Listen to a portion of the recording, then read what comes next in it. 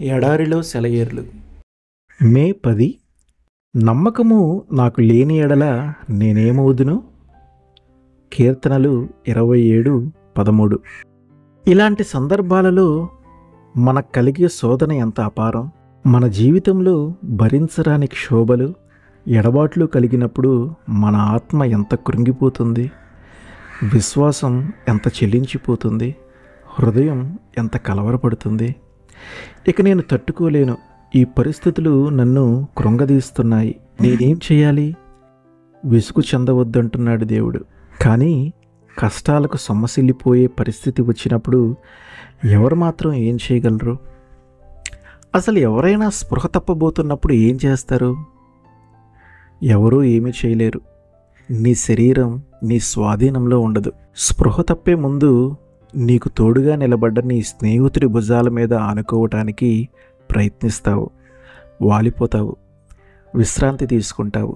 నువ్వు నేల మీద పడకుండా అతను నిన్ను పట్టుకుంటాడన్న నమ్మకంతో అతన్ని ఆనుకుంటావు. మనం శ్రమల్లో శోధింపబడి సొమ్మసిల్లినప్పుడు ఇంతే. బలవంతులై ధైర్యంగా ఉండండి అని కాదు దేవుని సందేశం. ఎందుకంటే మన బలం, ధైర్యం మనల్ని విడిచి వెళ్ళినాయని ఆయనకి తెలుసు. ఆయన మృదువుగా పలికే మాట ఒక్కటే, ఊరకుండండి, నేను దేవుడినని తెలుసుకోండి. భక్తుడైన హడ్సన్ టేలర్ తన అంతిమ దినాల్లో శారీరకంగా నీరసించిపోయిన స్థితిలో ఒక మిత్రుడికి ఇలా రాశాడు: కలం పుచ్చుకొని రాయలేనంత బలహీనంగా ఉన్నాను. బైబిల్ని చదవటానికి కూడా శక్తి లేదు, ప్రార్థన కూడా చేయలేను. నేను చేయగలిగినదల్లా దేవుని చేతుల్లో పసిపాపలాగా పడుకొని ఆయన మీద నమ్మకం ఉంచటమే. ఈ భక్తవరేణ్యుడు తనలో ఉన్న ఆత్మ తీవ్రతను, శారీరకమైన నీరసం, అవస్థలు మబ్బులాగా కమ్మిన వేళ నిశ్చింతగా దేవుని చేతుల్లో వాలిపోయి నమ్మకం ఉంచాడు. దేవుని బిడ్డలారా, దేవుడు మనల్ని అడిగేది కూడా ఇదే. శ్రమల అగ్నిజ్వాలల్లో నువ్వు సొమ్మసిల్లిపోయినప్పుడు లేని ఓపిక, శక్తి తెచ్చుకోవటానికి నువ్వు ప్రయత్నించనక్కర్లేదు.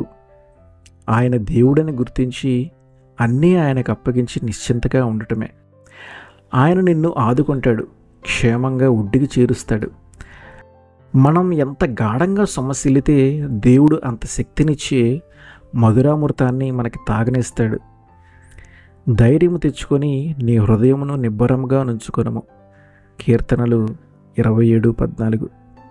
నిబ్బరంగా ఉండు, మోసగించలేదు దేవుడు. ఇంతకు ముందెన్నడూ ఎందుకు విడనాడాడు? నేడు తన రెక్కల నీడ నీకు ఆశ్రయమని పలికాడు. దొరికేను నీకు క్షేమపు గూడు, తీయని పాట హాయిగా పాడు. ఆమెన్.